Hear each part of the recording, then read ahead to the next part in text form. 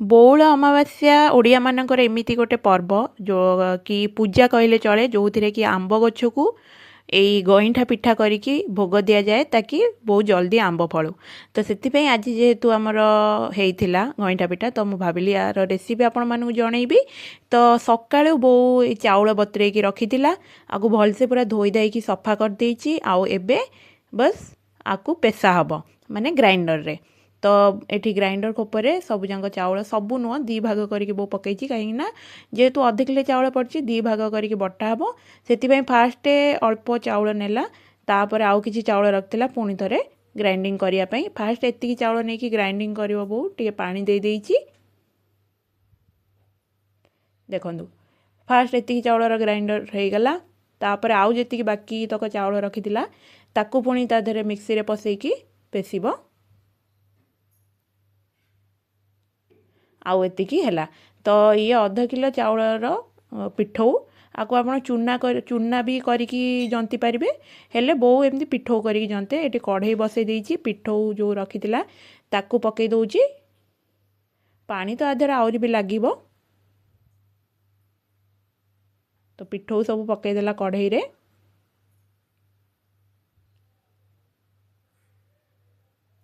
ତାପରେ ବୋଉ ଏଠି ସ୍ୱାଦ ଅନୁସାରେ ଲୁଣ ପକାଉଛି।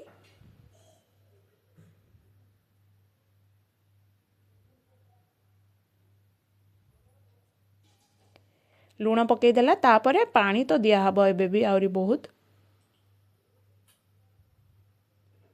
ତାପରେ ସେ ଯେଉଁ ଗାଙ୍ଗୁଲାରେ ଧୋଇକି ବୋଉ ଟିକେ ପାଣି ଦେଇଦେଲା ଫାଷ୍ଟ।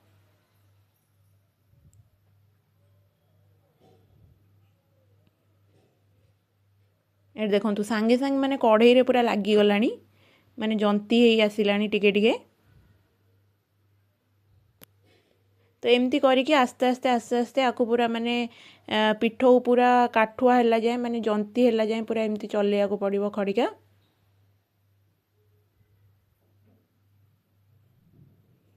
ଅଲମୋଷ୍ଟ ହେଇ ଆସିଲାଣି ଜନ୍ତା।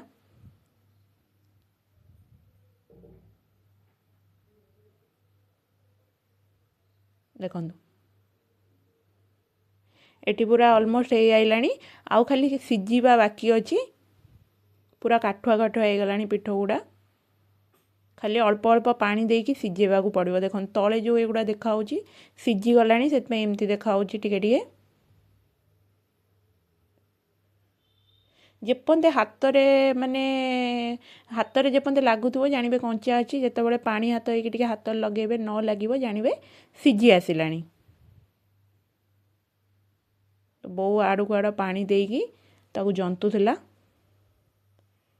ଟିକେ ଟିକେ ଟିକେ ଟିକେ ପାଣି ଦିଆହେବ, ଜନ୍ତା ହେବ ଇଆଡ଼େ।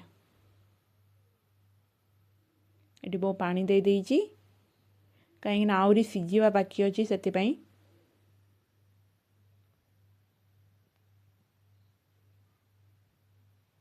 ଏଠି ପୁରା ଅଧା ଅଧି ସିଝିଗଲାଣି ଜନ୍ତା। ଦୁଇଟା ଖଡ଼ିକା ଲଗେଇବାକୁ ପଡ଼ୁଛି, କାହିଁକିନା ଗୋଟେ ଖଡ଼ିକାରେ ଚଲେଇଲେ ଆଉ ଗୋଟେ ଖଡ଼ିକାରେ ପୋଛିବାକୁ ପଡ଼ିବ, ନାହିଁ ତ ପୁରା ଗୋଟେ ଖଡ଼ିକାରେ ହିଁ ସବୁଯାକ ଜନ୍ତା ପଳେଇ ଆସିବ। ତ ସେଥିପାଇଁ ଦୁଇଟା ଖଡ଼ିକା ବ୍ୟବହାର କରାହେଇଛି ଏଠି। ଏଠି ଦେଖନ୍ତୁ କେମିତିଆ କଲର୍ ଆସିଗଲାଣି। ତ ଜଣାପଡ଼ୁଛି ଯେ ପୁରା ଜନ୍ତା ହେଇଗଲାଣି, କିନ୍ତୁ ଆହୁରି ତଥାପି ଟିକେ ଟିକେ ପାଣି ଦେଇକି ବୋଉ ଜନ୍ତୁଛି। ଏଠି ପୁରା ଖଳି ହେଇଗଲାଣି, ମାନେ ଯେଉଁଟା ଜନ୍ତା। ତ ଗୋଟେ ଜାଗାକୁ କାଢ଼ିଦେବା। ଏଇ ଗାଙ୍ଗୁଲାକୁ କଢ଼ା ହେଉଛି, କାହିଁକିନା ଏଇ ଗାଙ୍ଗୁଲାରେ ହିଁ ରହିବ ତାର ଛୋଟ ଛୋଟ ଗୋଲ ଗୋଲ ପିଠା ଘଡ଼ା ହେବ। ତ ଏଠି ଦେଖନ୍ତୁ ଫାଷ୍ଟ କ'ଣ କରିବେ ନା, ତାକୁ ଯଦି ଛୋଟ ଛୋଟ ବିଣ୍ଡା ଅଛି ନା, ତାକୁ ଆଗେ ମେଲ୍ଟ କରିବାକୁ ପଡ଼ିବ। ତ ସେଥିପାଇଁ ଏମିତି ହାତରେ ଟିକେ ଟିକେ ଚକୁଟିଲେ ଯାଇକି ମେଲ୍ଟ ହେବ, ନାହିଁ ତ ଜଣେ ଜଣେ ସେଇଠି କଢ଼େଇରେ ହିଁ ମେଲ୍ଟ ହେଇଯାଏ। ଛୋଟ ଛୋଟ ପାଣି ହାତ ହେଇକି, ପାଣି ହାତ ଏଇଥିପାଇଁ ହେବାକୁ ପଡ଼ିବ ଯେ ନାହିଁ ତ ହାତରେ ଲାଗିବ। ତ ପାଣି ହାତ ହେଇକି ଆଡ଼କୁ ଆଡ଼ ଛୋଟ ଛୋଟ ଏମିତି ଗୋଲ ଗୋଲ ପିଠା ଘଡ଼ିବାକୁ ପଡ଼ିବ। ସବୁ ଜାଗା ଆଗେ ଏମିତି ପିଠା ଘଡ଼ି ସାରିଲା ପରେ ଏମିତି ଛୋଟ ଛୋଟ କରିକି ଘଡ଼ିବାକୁ ପଡ଼ିବ, କାହିଁକିନା ଗଇଁଠା ପିଠାର ମଜା ଛୋଟ ଛୋଟ, ଯେତେ ଛୋଟ ହୁଏ ମୋତେ ତ ବହୁତ ପସନ୍ଦ। କେହି ଗୋଲ ଗୋଲ ବି କରନ୍ତି, କେହି ଏମିତି ଟିକେ ଗୋଲ ଗୋଲ କରିକି ଲମ୍ବା ଲମ୍ବା ଛୋଟ ଛୋଟ କରନ୍ତି। ଏଠି ଗୋଟେ ହାଣ୍ଡି ନିଆହେଇଛି, କାହିଁକିନା ହାଣ୍ଡିରେ କରାହେବ, ସେଥିପାଇଁ ଆଗେ ଟିକେ ପାଣି ଦେଇକି ତାପରେ କ୍ଷୀର ଏଠି କାଟିକି ପକା ହେଉଛି। ଅଧ କିଲୋ ଚାଉଳରେ ଗୋଟେ କ୍ଷୀର ହିଁ ସଫିସିଏଣ୍ଟ। ତା ଦେହରେ ପାଣି କିଛି ଦିଆହେବ ନା ଆପଣଙ୍କୁ ଯେତିକି ପାଣି ଦରକାର ପିଠାରେ ତ ପିଠା ଏମିତିରେ ବି ପୁରା ବସିଯାଏ ନା ସେଥିପାଇଁ ପୁରା ସଫିସିଏଣ୍ଟ ପାଣି ଦେଇଦେବେ। ତାପରେ କ୍ଷୀରଟା କଞ୍ଚା କ୍ଷୀର ଅଛି କେହି ଆଗରୁ ଫୁଟେଇକି ରଖନ୍ତି ତାହେଲେ ଏତେ ଫୁଟେଇବାକୁ ପଡ଼େନି। ଯେହେତୁ ଏଇଟା କଞ୍ଚା କ୍ଷୀର ଅଛି ତ ପୁରା ଫୁଟିଲା ପର୍ଯ୍ୟନ୍ତ ଅପେକ୍ଷା କରିବାକୁ ପଡ଼ିବ। ଯେହେତୁ ଏଠି ସାଙ୍ଗେ ସାଙ୍ଗେ ଫୁଟିନି ତ ଟିକେ ଏଠି ଢାଙ୍କଣାଟା ମୁଁ ଢାଙ୍କି ଦେଉଛି। ତାପରେ ଅଳ୍ପ ସମୟ ଢାଙ୍କଣା ଢାଙ୍କି ସାରିଲା ପରେ ଖୋଲିଦେଲା ବେଳକୁ ଫୁଟି ଯାଇଛି କ୍ଷୀର ପୁରା। କ୍ଷୀର ଏଠି ପୁରା ବଢ଼ିଆ ସେ ଫୁଟିଗଲାଣି ଆଉ କ୍ଷୀରର ଯେଉଁ ସ୍ମେଲ୍ଟା ଥାଏ ସେଇଟା ବି ପଳେଇଲାଣି।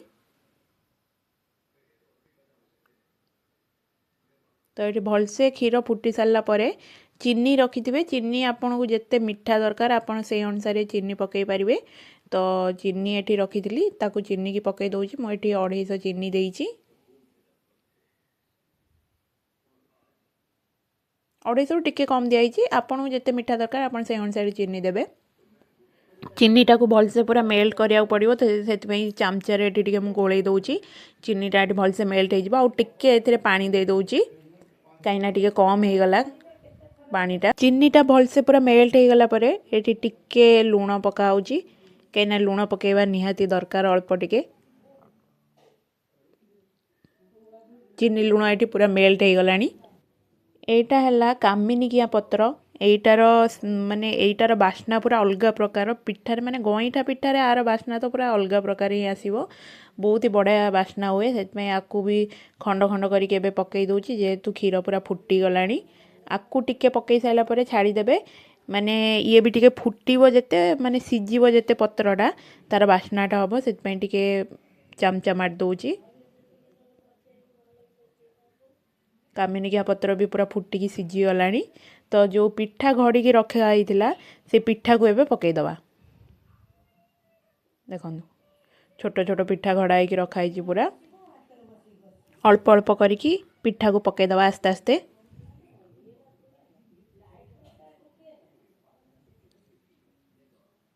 ସବୁଯାକ ପିଠାକୁ ଆସ୍ତେ ଆସ୍ତେ କରିକି ଛାଡ଼ିଦେବା।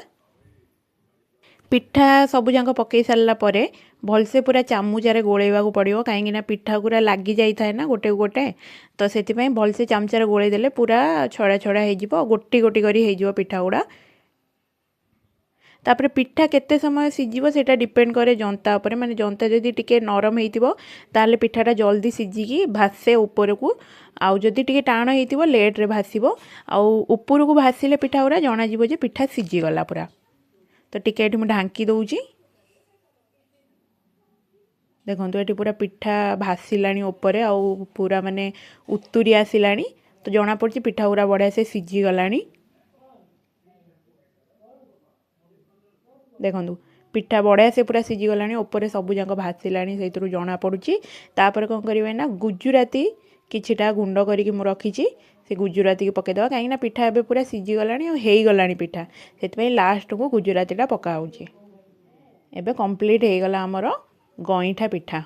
ଆମ ଏରିଆରେ ତ ଆକୁ ଗଇଁଠା ପିଠା କୁହାଯାଏ। ଆଉ କେଉଁ କେଉଁ ଜାଗାରେ କ'ଣ କୁହାଯାଏ ମୋତେ କମେଣ୍ଟ ବକ୍ସରେ ନିଶ୍ଚୟ ଜଣେଇବେ।